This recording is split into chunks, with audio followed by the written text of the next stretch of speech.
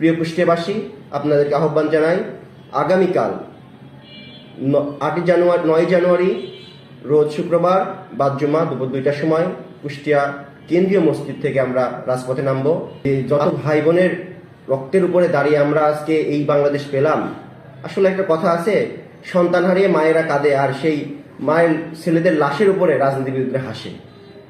সত্যি আজকে তাই দেখতেছি যে যাদের জন্য তারা আজকে এই মুখের হাসি এত হ্যাডাম পেয়েছে, সেটা আজকে তারা অকৃতজ্ঞ।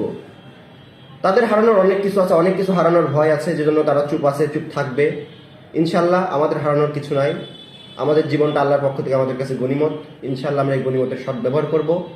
ইনশাল্লাহ যিনি ইনসাফের জন্য জীবন দিয়ে গেলেন, আমাদের ওসমান হাদি ভাই, সেই মানুষের জন্য আমরা ইনসাফের লড়াইটা চালিয়ে রাখবো, চালিয়ে যাব।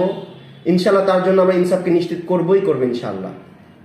প্রিয় কুষ্টিয়াবাসী, আপনাদেরকে আহ্বান জানাই, আগামীকাল 9 জানুয়ারি রোজ শুক্রবার বাদ জুমা দুপুর 2টার সময় কুষ্টিয়া কেন্দ্রীয় মসজিদ থেকে আমরা রাজপথে নামব।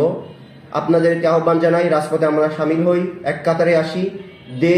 দেশপ্রেম, দেশের সার্বভৌমত্ব, আধিপত্যবাদ বিরোধী এই সকল প্রশ্নে আমরা ঐক্যমত পোষণ করে আবার আমরা দুর্বার আন্দোলন গড়ে তুলি।